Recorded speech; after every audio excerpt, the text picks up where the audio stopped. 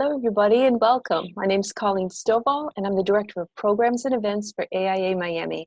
And I'd like to welcome you to the Small Firm Exchange Roundtable meeting. And today we're going to discuss how small firms have been affected by the pandemic. And before we begin, I have a little housekeeping. There's going to be a Q&A session at the end of the event. And so if you want to send questions, please just write them in the chat feature at the bottom of the Zoom page, and we'll get to them at the end. Send the chat to everyone, and that way it'll be easier to answer them. Please remember to keep yourselves muted and turn off your video, and this saves on bandwidth for us and gives us a smoother presentation. This meeting will be recorded and will be available to view on the AIA Miami website after Monday, June 22nd. For more information on other AIA Miami committees and programming, please visit us on our website, www.aiamiami.org.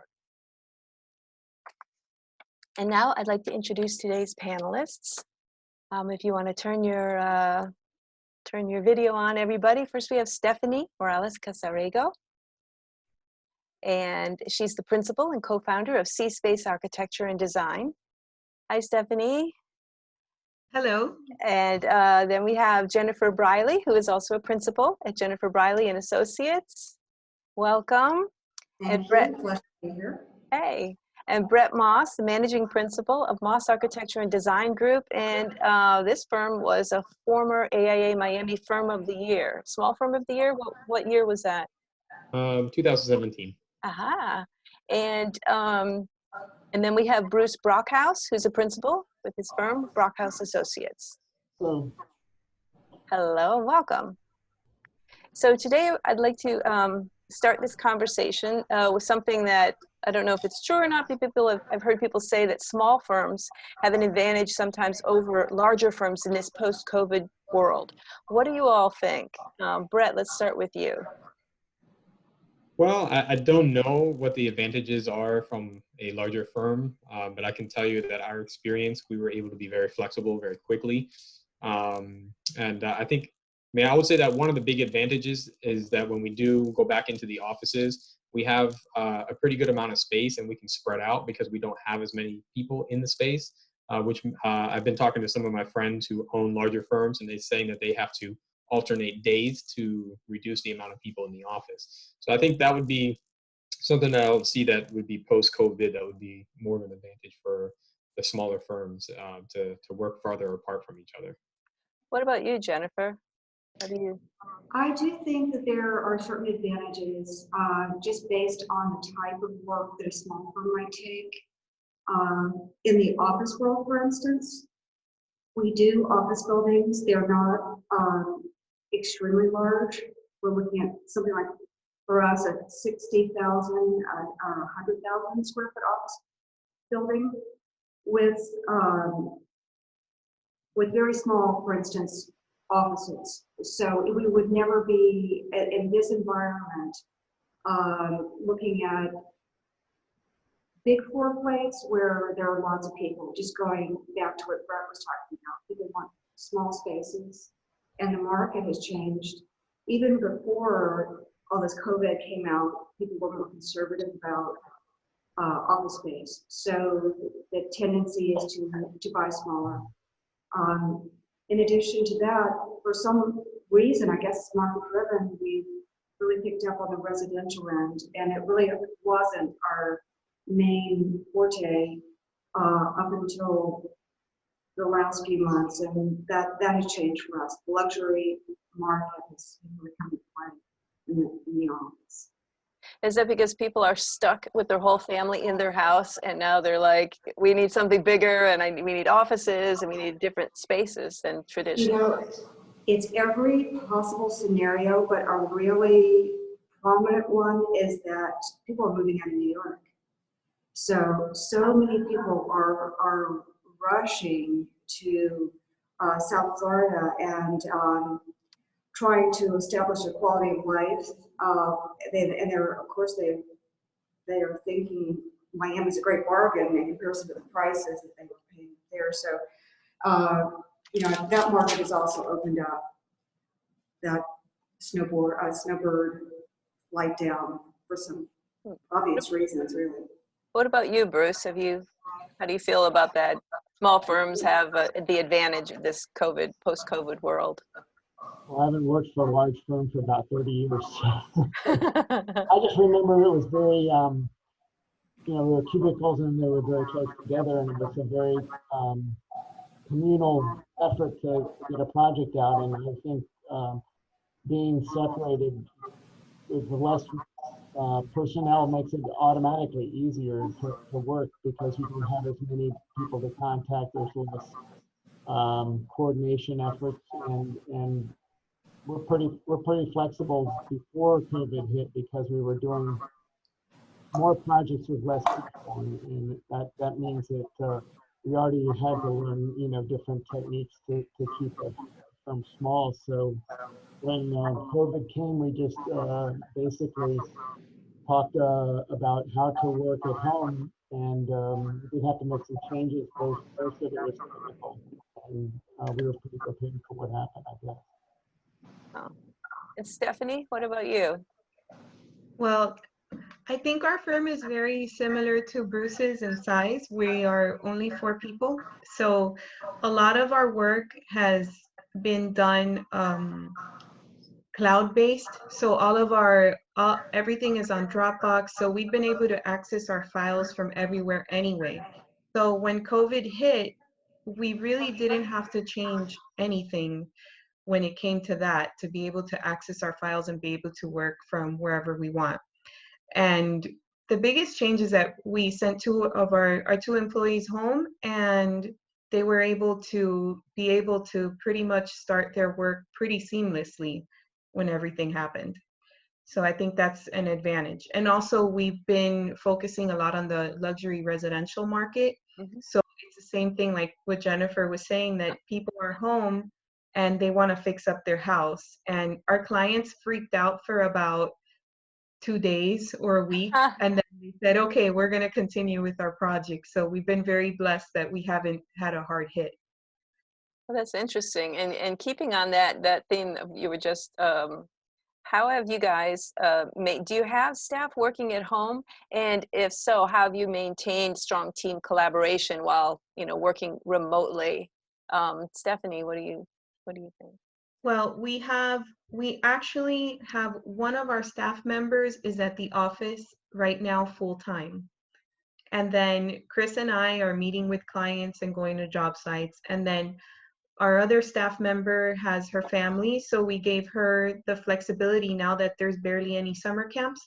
She's staying home. So we just actually changed our email to Gmail. So now we can chat a lot quicker. We can do hangouts, and we can collaborate a lot quicker and get answers from each other. And that's one thing we did. Another thing we did is I'm in my home office now, and we invested in a plotter so that when clients need something right away, we're able to issue drawings quicker as well, whether it's from home or from the office. What about you, Brett? We're still completely working remotely right now. We do go to the office every once in a while, but it's actually been really good. It's really worked. Obviously, when COVID hit, we are set up. We use Revit. We do collaborations between computers, and we did not have a system set up where we could work from home. But we invested in one of the log me ins. So we're actually remotely controlling the computers that are on inside the office so that we can do the collaborations and the synchronizations between our Revit models. So that has been working great. And we're not in any rush to get back in the office. The one thing by using Log Me In is a little bit slower. There's a little bit of a lag time, so the efficiency is not as fast. But again, and we're using Zoom. We use Zoom a lot, almost on a daily basis. I didn't even know what Zoom was before COVID, and now it's like all we use. We use it with our clients, our consultants, and internally. And it's actually been something that we're going to continue with when we go back to the office because it's been excellent. And we do daily phone calls. We go over all the stuff that we need to do, and everybody works on it, and we collaborate back together and do. I think the other thing that's a little bit difficult is the red line. I mean, that's something that we've been kind of looking at. Fortunately, one of our projects during COVID, we were using Procore with the client, and we were able to do all of our markups on it, which was excellent. But that was client-based, and we don't have something internally, so we're kind of playing around to see what we can use, and maybe we can do it digitally instead of taking photographs on our iPhones and sending it to each other. It takes a little bit longer. Jenifer, what about you? Let me unmute you here. There we go. I will say, Brett, I don't know if you know about Bluebeam, but it's been really great for us. Markups are real easy on that, so we use it. We like it. For 2 months, I was at home on the dining room table, and I had, you know, adult children home from their jobs, where they were, DC and West Coast, and I didn't like it, but we got along and everything went fine, and we met as staff together on my front porch, an old house with a screen front porch. So everybody had a mask on, and we did that for 2 months. Finally, I came back to the office because I just wanted to, and just like Stephanie, you know, I've got women on, not one particular woman with young kids, and they're not going to summer camp. So she's at home, and she's having a tough time actually making the same kind of deadlines that she had before. So she's had to adjust her schedule. Other people that aren't in that situation are working just fine, and they're not back in the office, but they will be soon. We have the capability of being pretty far apart, so I look forward to that. I think we're much more efficient when we're together. I don't like anything to go too long without getting eyes on it, and so I like to walk around and talk to people. So I look forward to the time when we're all back, actually. What about you, Bruce? How you maintain the connection with your teams and everything? Well, when it first started, it was a little bit perplexing, but what we found is that we're less efficient, but we're finding ways to be more productive. I think the biggest problem is communication, because when you have visual face-to-face contact, it's body language can explain a whole lot about what you're speaking about on a drawing or on a perspective or such. But I think it's a learning curve. Right now, I think we're probably getting closer and closer to where we were before COVID in terms of being productive, and also in learning new ways of communicating, because as far as the Zoom meetings, we probably have started out with one a week, maybe now we're probably up to 2 or 3 a day some days, and other days we may not have one, but there's a whole lot quicker, I think, because there's less small talk and we're more efficient that way. And there's more emails, there's more telephone conversations, but I think a lot of good things are going to come out of this, that when we get back in the office, we'll be able to have more meetings without having to spend as much time, you know, figuring out things. I think it's helped us be more efficient in terms of when we have time together, we get more done. So has your workload been affected? How is business? I'm asking you. we were so slow before COVID hit for about 4 months before. Our workload tripled, I guess. Wow. And my expectation was when COVID hit that we would probably see a fall off, and fortunately or unfortunately, we haven't. We've actually even taken on more clients. So wow.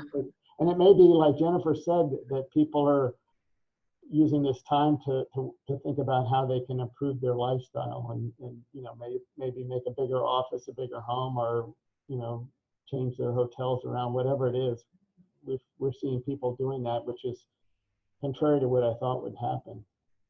Yeah, it's no one knows. Stephanie, what do you think? How's your business going? It's going really well. It's going a lot better than what we expected, and we do think it's due to the fact that since we are residential, a lot of our clients just want to get either projects started or continue their projects, or even in some cases expand the scope of their project. So we've been quite That's great. And Brent? Yeah, so we were busy before COVID hit. I was about to sign 2 new projects, a hotel and a retail, in March, and they called me on March 10th. They were about to make the signature, and then by March 15th, they both were said, nope, this is being put on hold. Right. So we were expecting a pretty rough ride through this. And fortunately, we ended up signing 3 more clients during COVID-19. We got 2 more residential projects, and we got another retail project, which has been excellent. So we have not stopped. We've been pretty busy. My worry is that there's a delay effect of anything that with economics that is going to come through, because I do see that a lot of people have already made decisions, had money moving forward, invested, and they're continuing through those. I just don't know in 6 months from now if we're going to start feeling effects from the people who have put stuff on hold. So we are still preparing for a slowdown that could be coming, but we have been very, very surprised that more projects have continued to come in during COVID. And so we're excited about it, and we're having a lot of fun. Oh, that's interesting. So I'm going to ask you, Brett, what is the biggest challenge that you guys have faced, you and your firm have faced, during this time? I'm trying to think of which one's the biggest one. I mean, there's so All right, give me the list. there's so many challenges that came through. And I also do construction too. I think construction was the bigger challenge than it was on the architecture side. But I think that the challenge for us is just losing some momentum. When we had to switch over from working from home, it was a big learning curve, like Bruce said. And we were like 20% efficient when we first moved over, because we were trying to figure everything out. And it took us, at least a month maybe to get up to 75%. I feel that we're probably around 90% right now. So I think that learning curve and trying to continue to speed up was very hard. Some of the other things, we did have to let a few people go in our firm. We'd had a marketing person, and marketing was very, very difficult for us. And we had to prepare for what was coming. So that was also difficult to do. But people were very understanding about it. And we're hoping that things will get better and we'll be able to get people back. That's wonderful. Stephanie, what about you? What are your greatest challenges? Well, one thing I actually didn't mention before is that we had a very large project that we were going to get started and go and present for our pre-application meeting. And the owner, a lot of his income has to do with shopping malls and all the businesses that shut down. So that was one challenge that we faced. Luckily, we've been busy, but one of the biggest projects we were going to get has been placed on hold. So that was a little bit of a letdown for now. But another thing is just seeing clients in person has been a challenge. Now we're seeing them with face masks, but before, when major decisions needed to be made, especially in the very beginning, if we had to go to a showroom or something, it did slow us down. So it took a little while for us to get efficient in that sense, and things that need to be required to see people in person. Huh. And Jenifer, what about you? I think that the toughest thing for us is figuring out the submittal drawings for permit. Everybody's going online. The processes are different. I have to run and get an electronic seal, which is overly complicated in my estimation. And it's very, very different.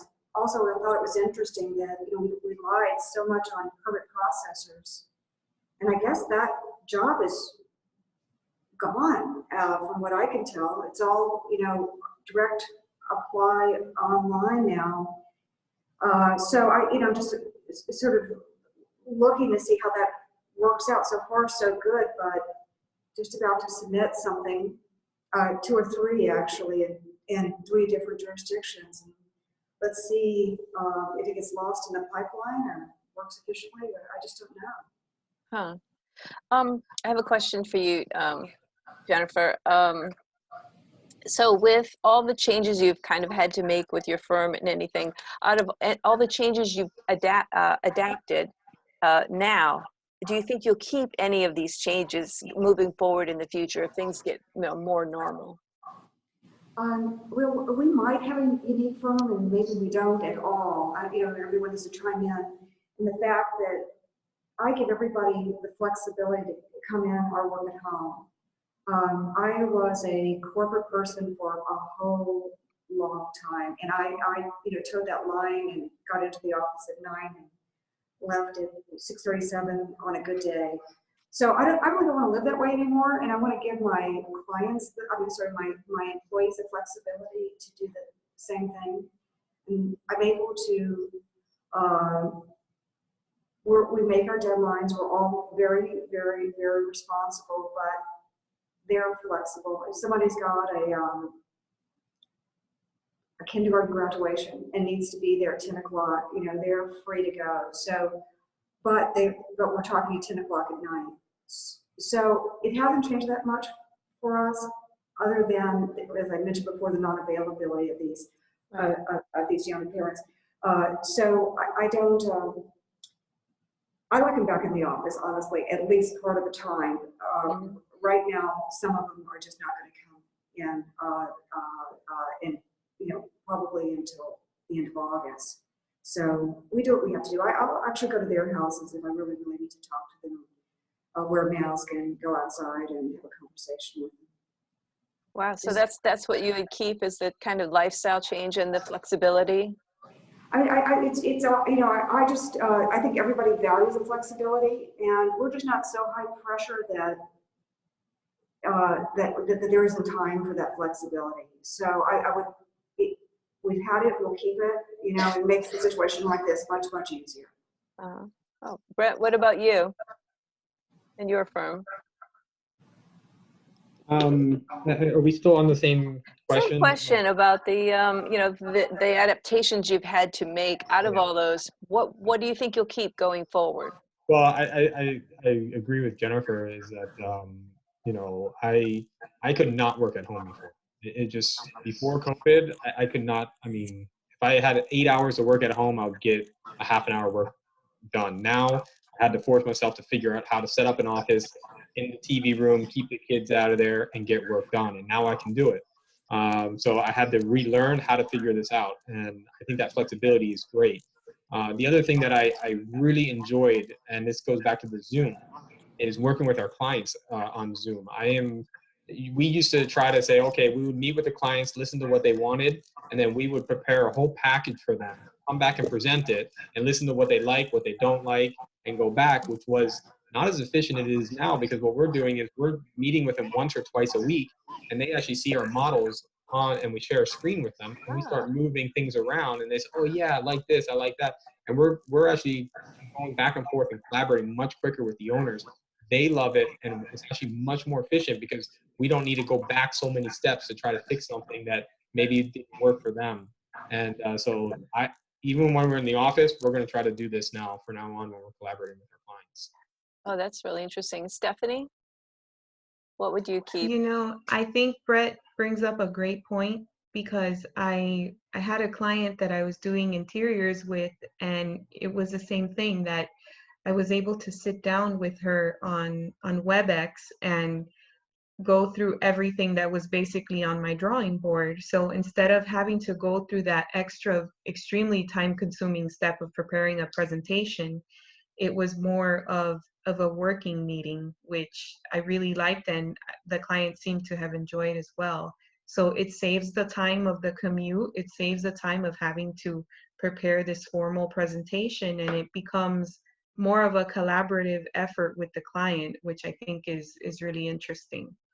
So that's one thing that we definitely want to keep. It's saved us a lot of time to do meetings that are virtual. And the other thing that I do want us to keep too is the flexibility with our employees.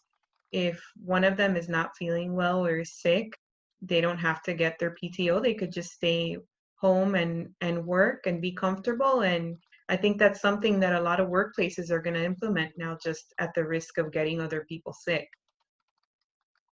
And what about you, Bruce? Have you adapted anything that you want to keep going forward? I'm looking forward to when all the municipalities have e-processing that actually works. And I'm hoping that's going to be a time saver in the future. And I think it's starting to, I'm starting to see a little bit the light. I like also the fact that we are able to work more remotely, and that we can work at any time pretty much. And I've had a lot of help from my employees to make that easier on me, because I'm, mostly doing all the PR and what have you. As a small firm, I think that's the downside, but there's so many hats to wear. And sometimes, Yeah. You have to like compartmentalize your day in such a way that you do marketing at some point or what have you. So I think everybody pretty much has found a way to make it work. Out of the necessity to work under the circumstances, it's brought about some changes of communication and the e-plans processing, and just finding ways to show off drawings differently. With iPhone pictures, with the Zoom meeting, as Brett said, we can demonstrate a whole project and have a Zoom meeting that probably gets more results than we would if we were sitting in an office waiting for the client to review the project and then having to go back to the drawing board and come back a week later with more drawings. We can make changes on the fly. So I see both flexibility with our employees, the e-plans processing, and the Zoom meetings continuing. I want to talk to those of you that have young kids, Brett and Stephanie. Do you have young children? And Jenifer, do you have? No. And do you, Bruce? I have older children. Older children. So what's it been like, or what was it initially like working, with kids probably going to school, or, just living there in the house while you were trying to work, and possibly a spouse trying to work too. Brett, did you have that experience? And how long did it take you to kind of get in the swing of, a good workflow with what you were doing, and not want to give the kids up for adoption? It's difficult. I'm surprised some of them haven't walked behind me already. Yeah, I have 3 kids. One's 12, 9, and 6. And you can imagine that, and my wife also works full time, so she's working from home as well. And we have kids who are now set up virtually for school, which was extremely difficult for us. I mean, having a kindergarten do school on Zoom is very, very difficult. But we managed to do it. We would take turns in the morning and get them started. A lot of fighting going back and forth because the kids weren't doing something, or we caught them on this like roadblocks or something when they're supposed to be doing homework or whatever on their computer. So it was difficult to manage that. So I'm just happy right now that school is over and we got through that part. And now it's just them constantly wanting my phone or play with something. And but the good thing is that we got to spend a lot more time together. We're eating lunch together. We're eating dinners together. Even though I have a meeting at 9 o'clock at night or something, I'll meet with them, eat with them, and then go to a meeting or whatever. So it's been great, and I think they've learned a lot too, because they've seen us working. They've been around us as well. So it's kind of interesting, and they ask a lot of questions. What is this or what is that? Because they might be hearing us speaking on the phone. So it's been good. It's been difficult. That's for sure. And what about you, Stephanie? Well, the only reason I'm able to do this right now is because my kids are with my parents right now. But what we've been doing is, like Brett, I have a son that just graduated kindergarten. So my job description in the morning was to keep my 3-year-old away from him. And and then I would start working in the afternoon, and my partner and husband Chris would work in the morning, so we would handle it in shifts. So that's how we would handle it, and I would just get work done in small spurts. And I was a bit embarrassed at first with my clients, but then a lot of them have families too, and they were actually pretty understanding if they heard the kids screaming in the background, and were flexible and would text me if they knew I wasn't available. So it was kind of nice to see the real side of people during this whole process, and it was refreshing to see that a lot of clients were very understanding. And Bruce and Jenifer, even though you don't have young children, are there other adults in your home, you know, where you have to share a home workspace with? And what was that experience like, Bruce? I have a wife who manages a law firm. She's the managing partner of a law firm, and my daughter, who's a filmmaker, all working remotely on the Wi-Fi, and it seemed to work, except for there were times where we all wanted to be in the same place. And we had to work around it, but I'm still married. My child still lives with me, and she's still trying to make her way in the film industry. And my wife is back in the office as of last, maybe 2 weeks ago. And I'm in the office really most of the time anyway, so we worked it out. But it was a good experience for us.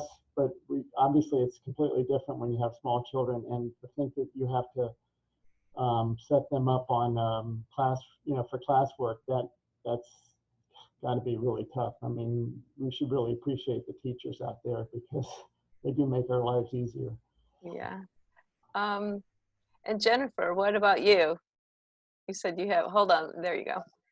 I have one in college and one just graduated, so he got furloughed for a month and then he's back. But I had everybody at home for 2 months, and actually it was great because, from my point of view, to get those adult kids back home, you don't get that chance very often anymore. So my husband never decided to stay home. And he has a type of office where he was the only one there. The other 2 people that worked with him didn't come in. So we had to call areas, and I wanted to call my office, but it just didn't have enough room. I had to take the dining room. Somebody took the kitchen table and somebody took my office, and we all, continued to work. And I thought it was actually a good thing because they realized how hard their mother works. And, and there was a real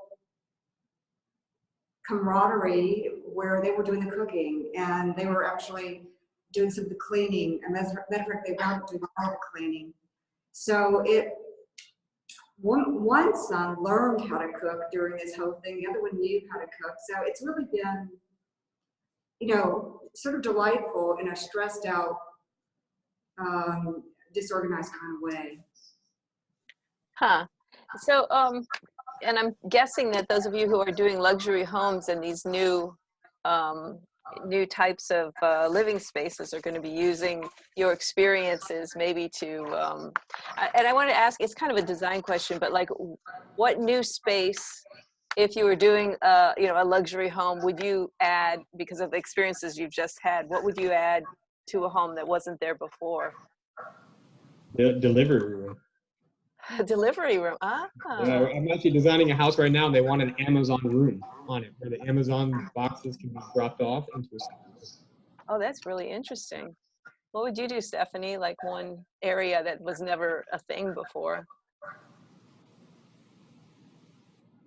That was never a thing before. I think that honestly, it would just be a private space for me. Safer. Yeah, hide away from everybody, It's been tough, but I think it's important for a space if you work, to have a space where you could work comfortably and have more privacy from the rest of the family. Definitely needed. What about you, Bruce? Is there something you would do that you normally know, now you would need that you didn't need in the past? Definitely a larger office, because I can't really lay out drawings, and I'm old school in a lot of ways. I work from a computer, but I also like to have my drawings laid out, because I can get markups done quicker that way. And there's no way I can do that. I'm learning to do that on the computer now, because there's just not enough space. Yeah. And Jenifer, did I ask you this already? I'm sorry, I can't remember. I'm trying to unmute you. Hold on. There you go. Nope, you're not unmuting. There you go.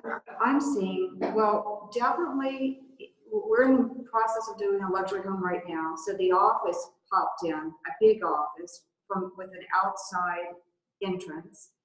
And then all of a sudden, the gym grew from a Peloton to, I don't know, 6 pieces of equipment. So that's that's an obvious need there. My gym went under, by the way, the one in Coconut Grove. So I guess it's going to be home gyms now, and that takes a lot of space, actually. So that was an interesting turn of events. So let's see. I want to ask you, I want to keep kind of on this new normal, and what have you needed to do if you are working at home and everything is so available and your work's available 24/7, what have you needed to do to balance your family life with your work life? How are you achieving, or are you, that kind of equilibrium? And I'll start with you, Jenifer. I don't like people to call me on the weekend, and I've noticed a lot of people, because you're so accessible in a different way, will be calling me on the weekends, and I have to do stress management, really. I've got to take that time off and read a book, or just not be on. So that's the one thing I don't like. It's not really clients doing it.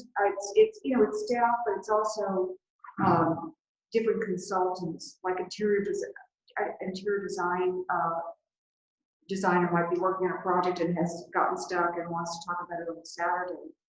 I prefer not to do that, and I try to set boundaries for that, because I don't think it's very healthy. Yeah. What about you, Brett?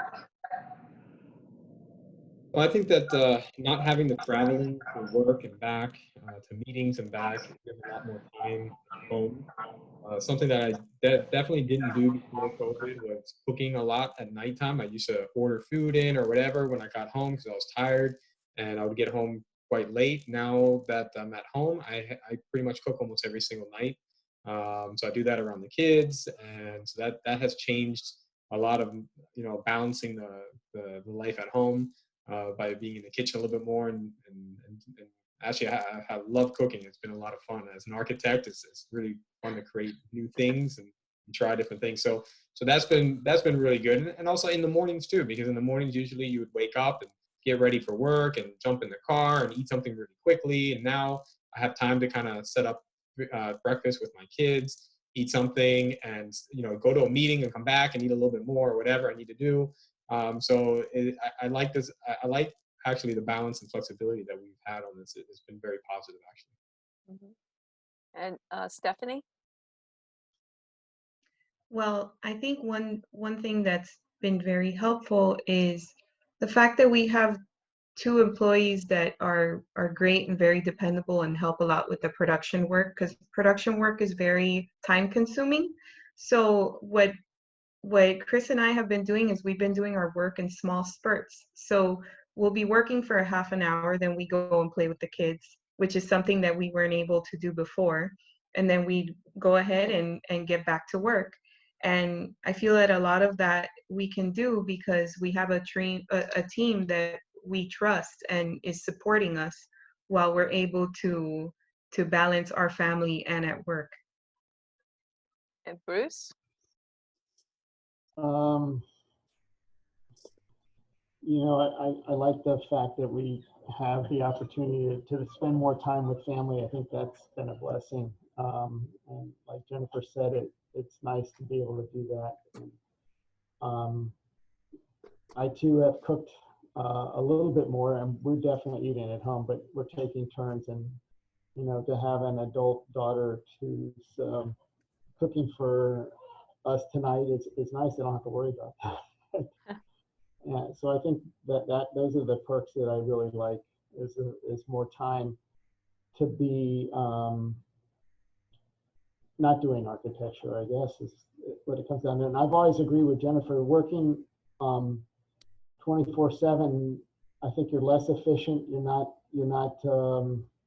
as focused, and the clients sometimes take advantage of that if you give them that opportunity. And I think it's important to have some kind of boundary where you don't work after 7 or 8, whatever it is, and you don't work on certain days on the weekend. I mean, I make exceptions because sometimes clients come from overseas and what have you, but I'd rather not work on the weekends with clients because I like them to think, you know, I'm a family man and I have other interests that I take care of, and I think it's important to have a boundary, I guess. And working from home, I guess it's harder to have boundaries. It's easier to go to the refrigerator anytime and eat, and or get distracted on something other than the work. So those are the challenges, and those are the perks, I guess. More family time and some distractions that we have to learn to deal with. Yeah. Well, I'm going to switch gears and I'm going to stay with you, Bruce. Everyone's, you know, the face-to-face meeting with clients or job site visits or even your own employees. What kind of precautions have you guys taken as a firm to kind of codify how client visits and site visits and all that take place? What have you guys put in place? Well, from our standpoint, we started very early, you know, with some of the protocols with having hand sanitizers available, and we wiped down the office when we were still coming in, and we still come in periodically. I'm here nearly every day, just like Jenifer's husband. I can't work at home as effectively. But when I go to a meeting, I just like when I'm meeting a new client, I may wear something much more conservative. So I would wear a mask, and sometimes I can see that they're respecting distance, and we may take the mask off. But it's basically trying to keep everybody safe, and as long as I think you go with that mentality and you prepare the client or your fellow workers on what to do, it's been pretty good because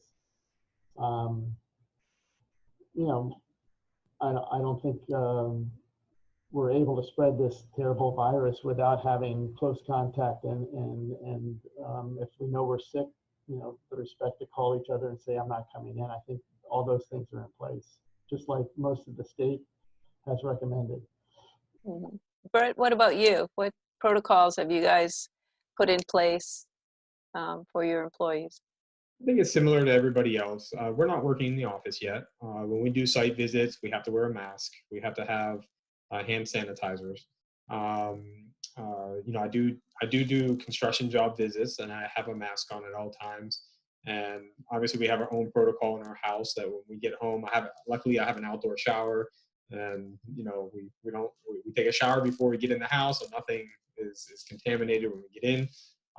But yeah, I mean, we try to follow the CDC guidelines, and when we do open the office, we will also put signs everywhere. We'll make sure everybody's separated more than 6 feet, and make sure that we have a hand sanitizer station.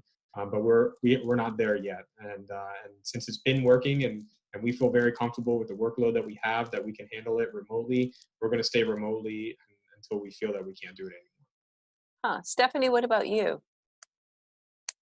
Well, right now at the office, we only have one employee there full time. So it's been pretty easy for her to be able to work on her own and not have to meet with clients. If we do meet with clients, we do wear a mask and we keep our distance from them as well. Another protocol that I've been taking personally is sometimes I would go see a client. If I was a little under the weather and I had a meeting, I would go and see the client anyway, because you don't want to look bad or bail on them. But now if I'm not feeling well, you're better off just canceling and postponing it just in case. So that's something that I wouldn't do before, and now I do. Huh. And Jenifer, what about you? You know, this is a really interesting topic, because definitely on a job site, I wear a mask, I wear gloves, I'm very careful. But during this past month, I had to meet 2 new clients, sets of clients. So it's residential work, so it's, you know, husband and wife. And it's a weird thing, meeting someone for the first time, establishing a relationship with someone with a mask on. So truthfully, there have been masks during those times, but there's been a lot of distancing. So we meet, there's an implicit understanding that nobody's going to shake hands. That's completely out the window.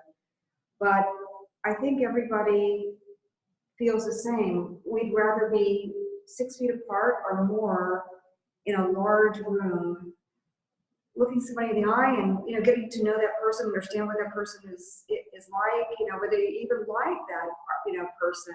Do you want to hire us, you know? So I truthfully have not worn a mask with my new clients, but I've been very, very careful. And there's a lot of, you know, washing hands before, washing hands after, and not sharing the pencil and all that sort of thing. But I think it's possible to do it and still stay safe, and we've done it. Interestingly enough, among ourselves, when we're talking and we're going over a project, we're wearing masks because we're very close to each other, and we're very careful about that. So I think there's probably more caution taken, you know, internally in some weird way. Oh. I'd just like to say to anyone listening, we're nearing the end of this program, and if any of you have questions for anyone on the panel regarding this topic, feel free to put them in the chat to everyone, and we'll answer them in the next few minutes. So to end this, actually, Cheryl is just coming into the meeting. She always likes to ask at the end of these panel discussions. I'd like to have kind of a parting statement from you, a bit of advice for other small firms, or any things, you know, just last words, I guess, from each of you. And let's start with Jenifer. I'm just going to say, you know, small firms, we're also flexible, and we're also used to doing things ourselves and making it work. That we're very well suited for this COVID-19 experience. And Brett? So, I mean, I think I agree with what Jenifer just said. I mean, we're used to running lean as much as possible, but, you know, in COVID, you have to be as lean as possible and really rely on the technology as much as we can to be as efficient as possible. The only thing that I think we haven't touched on that I think was also, maybe I could have added that to some of the bigger challenges, is that our marketing way of doing business is basically going out and networking and meeting people face to face, and that has been our biggest challenge because we're not able to do that, and we're still trying to figure that out. And for small firms, that's really huge for us in order to land new projects, is to, you know, have lunches with people and develop those relationships, and that's been a little bit more of our challenge on the marketing side. And Stephanie? Well, at the beginning of all of this, it seemed very uncertain. We didn't know what was going to happen, and we were afraid we weren't going to get enough work, but it's been the other way around. And I think a lot of that is due to the fact that that, like what Jenifer and Brett said, we're flexible, and small business owners are really good at adjusting and kind of rolling with the punches and finding solutions very quickly. But I also think that something that's really important is that Chris and I kept showing up, and when a client wanted to meet with us, we would just take the precautions with the mask, or like what Jenifer said, sometimes without the mask, you end up meeting them without a mask and keeping your distance. You just kind of take the social cue if they're wearing one or if they're not wearing one, and where we stand. It's a little awkward now, but you learn. And I think that to just keep showing up during hard times really helps you be more successful. And I think that's been something that's helped us out. And Bruce, what about you? Just like the other panelists have said, I believe that flexibility is the key. And I think, like Jenifer mentioned, being a small firm, we have to wear so many hats that we're already, inclined to be a little bit more flexible. And just like Stephanie said, we do have to find new ways of getting the work done and meeting the clients. As Brett said, you can't work on convention. You have to look for different ways. It's really a time to be a little more innovative, I think, and be prepared to make changes. I mean, that's if you do something one way and something like this happens, you're just not going to be able to work the same way. You're going to have to make adjustments and be able to meet the challenge. Well, questions, if anyone has any, send them to me. Let's see, here's one from Seema Azar. Have you started to see a slowdown in any specific markets, such as retail, restaurants, etc.? You want to tackle that one first, Bruce? Definitely, I see that there's some businesses that are making this time to do upgrades, and they are pretty much successful restaurants and some retail establishments. But for the most part, I see the hospitality industry making very little efforts to take on any new business, and a lot of them are shrinking. And so I think, as Stephanie and Jenifer were stating, and I guess even Brett has been doing a lot more residential work, and I see that the more commercial sectors are probably going to see a slowdown for a while, and should be expected, I would imagine. Jenifer, what about you? Yeah, I never know what's going to come in the office, so we're just, I don't even think honestly about the split of work. But now that you're asking, definitely no restaurants. It's heavy residential right now. Are the prototype that I mentioned earlier, with a very, very small office condo type prototype. So, just locally, I'm seeing a lot of Coconut Grove businesses that you would just have cherished for so long, and they're just not making it. Things like the Coconut Grove Ballet and all the little local restaurants in the brew pubs, they're closing. So I'm assuming, that's not going to be a market that we're going to have enter the office anytime soon. So just happy that when one door closes, another one seems to be open. Very, very grateful for what we have. What about you, Brett? Well, I think residential seems like it's still fairly strong from a macro scale. I would definitely, if you ask me what I think on the hospitality side and retail, I would definitely think it's going to slow down. But within our firm, we ended up getting another project in retail. The owners of our projects have not been Miami. These have been larger chains that are from New York or different places in the United States. So they seem to still be moving forward with their projects. So I think we've just been in the right place at the right time and happened to land those projects. So internally, we have not seen the slowdown as much on the retail side. I definitely think that it's either a delay that it hasn't hit, or we just happen to be in the right place at the right time for our projects. What about you, Stephanie? Oh, we've been seeing a slowdown in retail for a long time. So we actually haven't done retail in a while, but I would say restaurants is where we're seeing a bit of a slowdown. We do restaurants, and we haven't gotten a new one in these past few months. I have one more question from an FIU architecture student, Mateus.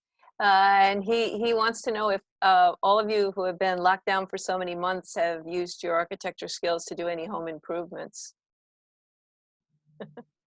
Stephanie? We definitely would love to have more square footage, but I think one thing that my husband and I found so important is that for times like these, it's so important to have an outdoor space. And Brett, what about you? Our last words.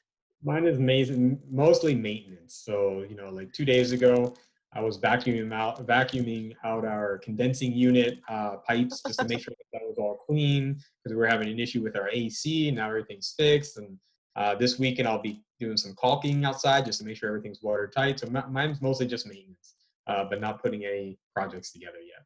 What about you, Bruce? Landscaping. And it's amazing how many people I see buying plants these days. I think actually that's one of the sectors that's probably in retail it's going great guns. I think there's with all this time on our hands that you know, upgrading the appearance of our house from the exterior is important. So landscaping. Cooking and gardening. Jenifer?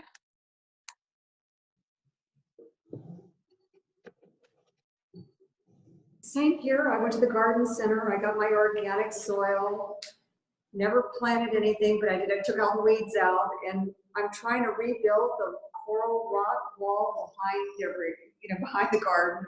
Once you take the weeds out, somehow that breaks down. So I'm putting some effort in it. A little less than I did 2 months ago, but it's still on the to-do list. Did I miss anybody? Stephanie, did I ask you? Yeah, so we got everybody. Well, thank you all so much for participating in this panel. It's been really wonderful to hear from a small firm's perspective how you guys are handling the pandemic. And thank you to the audience for coming in. Everyone, check out aiamiami.org for continuing education programming and other special events. So I'd like to thank you all for being here, and have a great afternoon, everyone. Thank you. Thank you, panelists. Thank you. Bye now. Thank you.